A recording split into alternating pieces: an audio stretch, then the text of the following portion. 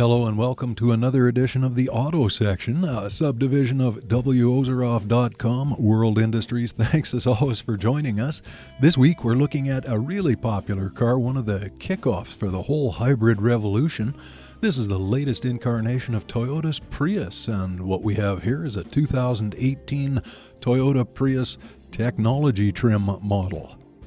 By now, the world-changing vehicle is in its fourth incarnation, and you probably don't need an explanation of what the Prius is or the basics of hybrid cars, so we can just go straight to our look at this 2018 vehicle, the much-beloved and lauded eco-friendly compact.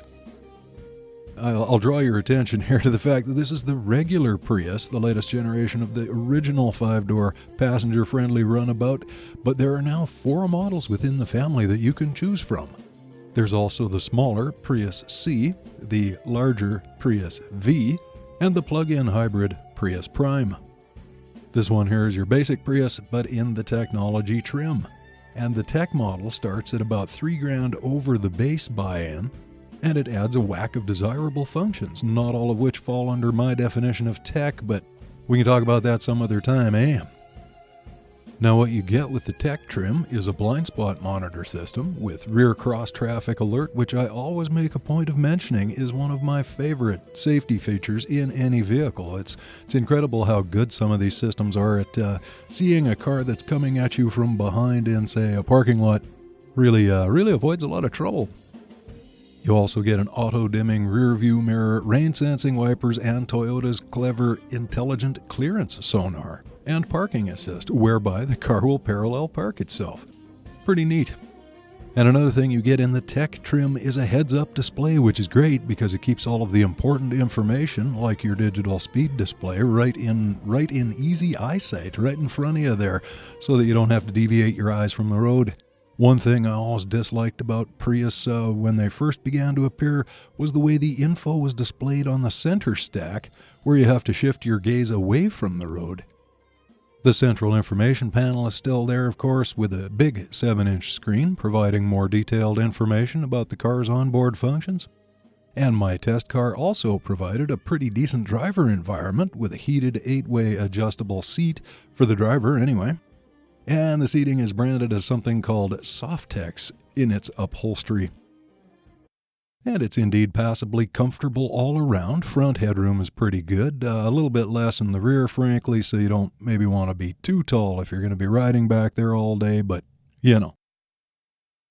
Now, the cabin impression inside the test vehicle was kind of a dark overall feeling, with mainly black surfaces and upholstery, occasionally interrupted with white plastic molding, and the blue accent of the shift knob.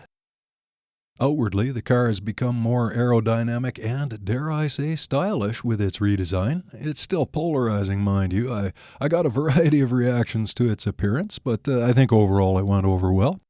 And it's a marked departure from the original Prius shape that we've all gotten used to.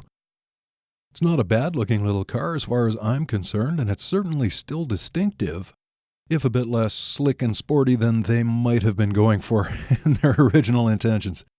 But the point of the Prius remains fuel efficiency and lower at-the-tailpipe emissions, and the consumption rating of 4.5 liters per 100 kilometers, that's NR Canada's number, is the biggest driving force in the car's world-beating sales numbers.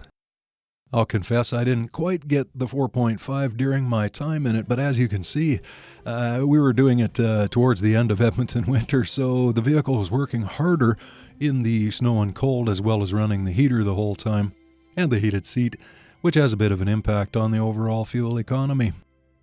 Now, as a bit of trivia, the Prius used in the Eco Run event in 2016 ended up at 3.2 liters per 100 kilometers, which works out to a fabulous 73.5 miles per gallon in US translation.